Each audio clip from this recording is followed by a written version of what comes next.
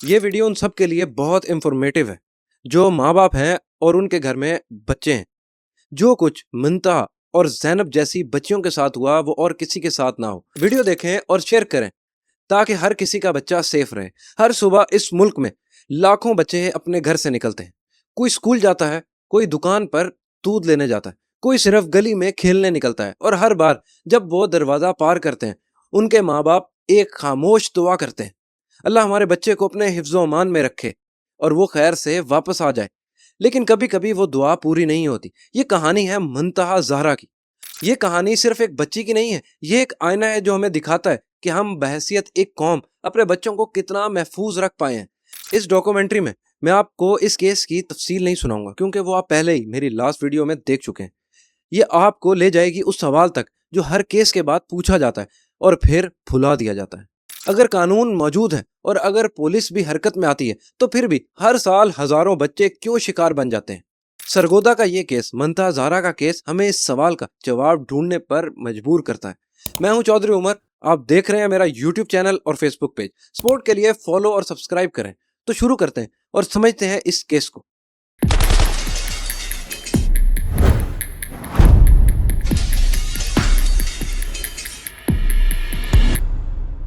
8 سال کی منتہا اپنے گھر سے نکلی اور زندہ واپس نہیں آئی۔ ہم اپنی پچھلی ویڈیو میں یہ سب ڈیٹیل بتا چکے ہیں اور ہم اس ڈاکومنٹری میں اس لمحے کی تفصیل نہیں بتائیں گے کیونکہ منتہا کی یاد کو عزت دینا ہماری ذمہ داری ہے، سنسنی پھیلانا نہیں۔ بس یہ جاننا کافی ہے اور آپ کو بتاتے ہیں اس کیس کی انویسٹیگیشن کے بارے میں۔ ایک FIR رجسٹرڈ ہوئی قاتل اور مائنر بچی کے خلاف زیادتی کی دفعات کے تحت۔ اس بار پولیس نے فوری حرکت دکھائی جو ہر کیس میں نہیں دکھاتی۔ چند ہی گھنٹوں میں دکاندار اور کچھ ساتھیوں کو حراست میں لے لیا گیا۔ تفتیش کے لیے ایک خاص 6 رکنی ٹیم بنائی گئی۔ DNA ٹیسٹ کرایا گیا جو پرائم سسپیکٹ تھا اور DNA ارسلان نامی شخص کے ساتھ میچ ہوا۔ پوچھ گچھ کے دوران اس نے اپنا جرم بھی قبول کر لیا۔ عدالت نے ملزمین کو فزیکل ریمانڈ پر پولیس کسٹڈی میں بھیج دیا تاکہ تفتیش آگے بڑھ سکے۔ یہاں تک کہانی ایک سکسیسفل انویسٹیگیشن کی لگ رہی تھی، لیکن پاکستان میں کہانی اکثر یہاں ختم نہیں ہوتی۔ پھر آیا وہ وقت جس نے اس کیس کو ایک بالکل نیا رخ دے دیا۔ ارسلان کو قتل میں استعمال ہونے والے آلے کی برآمدگی کے لیے لے کر جایا جا رہا تھا۔ پولیس کا بیان ہے کہ راستے میں موجودہ جگہ پر نامعلوم افراد نے حملہ کر دیا، جوابی فائرنگ ہوئی اور اس کراس فائرنگ میں ارسلان اپنے ہی ساتھیوں کی گولیوں کا نشانہ بن گیا اور ہلاک ہو گیا۔ باقی ملزمان اندھیرے کا فائدہ اٹھا کر فرار ہو گئے۔ یہ بات آپ کو میں نے لاسٹ ویڈیو میں بھی بتا دی تھی کہ ان ملزمان کے ساتھ بھی ایسا ہوگا۔ یہ انکاؤنٹر راتوں رات سوشل میڈیا پر چھا گیا۔ کچھ لوگوں نے اسے فوری انصاف کہا، لیکن منتہا کے خاندان کے لیے یہ سوال اور بھی گہرا ہو گیا۔ ہمیں کوئی ثبوت کیوں نہیں دکھایا گیا؟ ہم صرف ایک آفیشیل بیان پر کیوں یقین کر لیں؟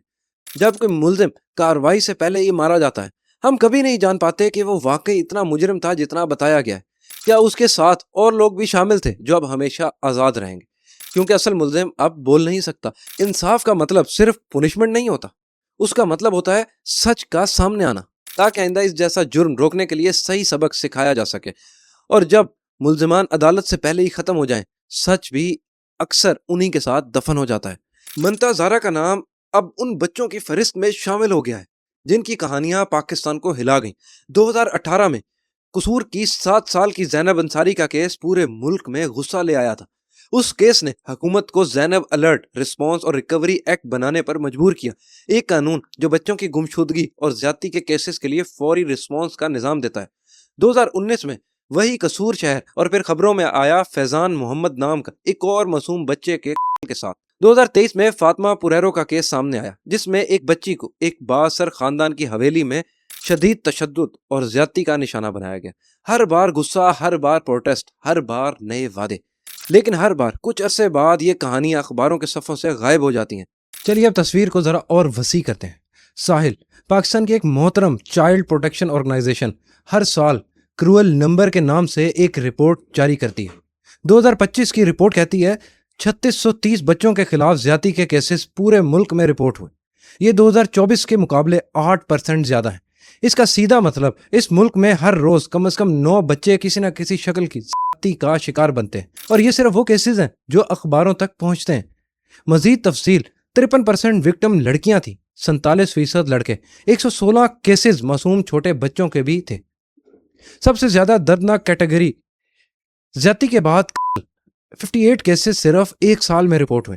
11 से 15 साल की एज सबसे ज़्यादा ख़तरे में है। और एक अहम तकलीफ दह हकीकत, ज़्यादातर मुलजिमान कोई अनजान शख्स नहीं होते, वो पड़ोसी होते हैं, दुकानदार होते हैं, कभी कभी ख़ानदान के ही करीबी लोग होते हैं। पंजाब में 73% केसेस रिकॉर्ड हुए, सिंध में 21%, खैबर पख्तूनख्वा में 4% और बाकी 2% मुल्क के दूसरे हिस्सों से। ये सिर्फ बच्चों की बात नहीं है। 2025 में औरतों के खिलाफ तशद्दुद, जेंडर बेस्ड वायलेंस के 7,071 केसेस रजिस्टर्ड हुए, पिछले साल से 34% ज्यादा। इनमें 1546 कत्ल के केसेस थे, 1345 अगवा के केसेस थे, 1877 रेप के केसेस थे और 284 ऑनर किलिंग के केसेस शामिल थे। ये सिर्फ नंबर्स नहीं है, ये हजारों खानदानों की टूटी हुई रातें हैं। यहाँ वो हकीकत है जो सबसे ज्यादा तकलीफ दे। 82% केसेस पुलिस तक पहुंचते हैं।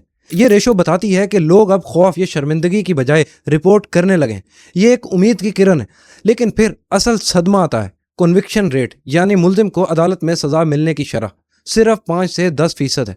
100 केसेस में से सिर्फ 5 से 10 को ही इंसाफ मिलता है। बाकी 90 से 95% वो लोग सालों अदालत में लड़ते रहते हैं। खानदान थक जाते हैं, गवाह दबाव में आ जाते हैं, खासकर जब मुलजिम पावरफुल या सियासी असर रखता हो। जब किसी गवाह की हिफाजत या कोई मुकम्मल निज़ाम मौजूद ना हो तो खौफ जीत जाता है।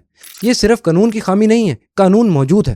रेप, ज्यादती, चाइल्ड पोर्नोग्राफी, सब के खिलाफ सजा के अहकामात लिखे जा चुके हैं। असल मसला है अमल दरामद, इम्प्लीमेंटेशन।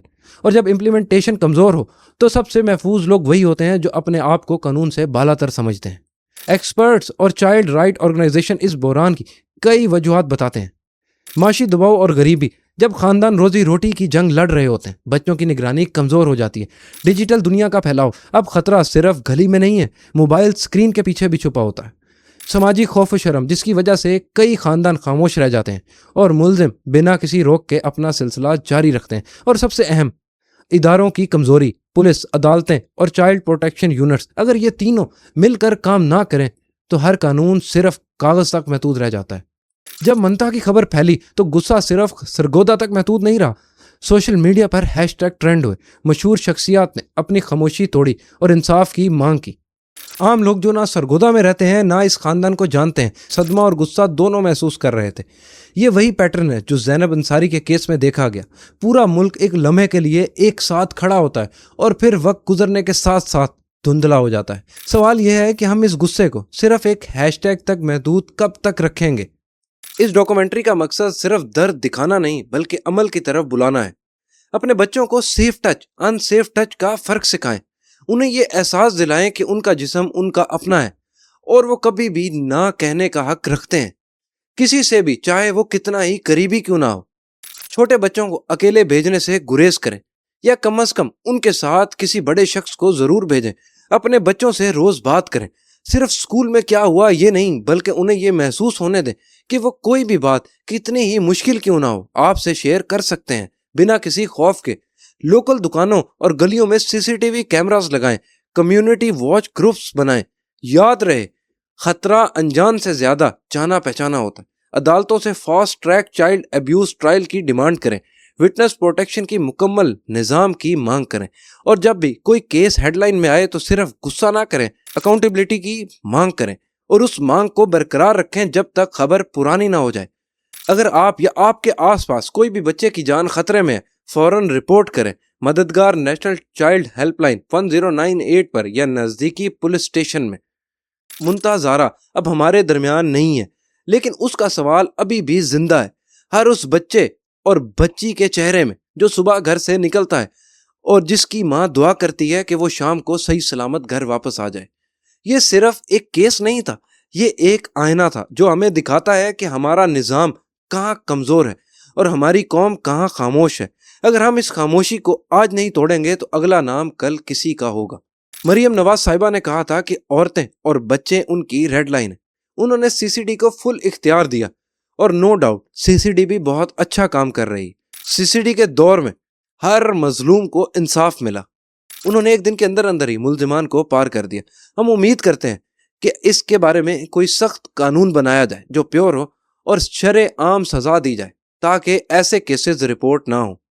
तो ये थी आज की डॉक्यूमेंट्री। वीडियो को लाइक करें, शेयर करें और कमेंट में अपनी राय जरूर दीजिएगा। मिलते हैं नेक्स्ट वीडियो में। सब्सक्राइब।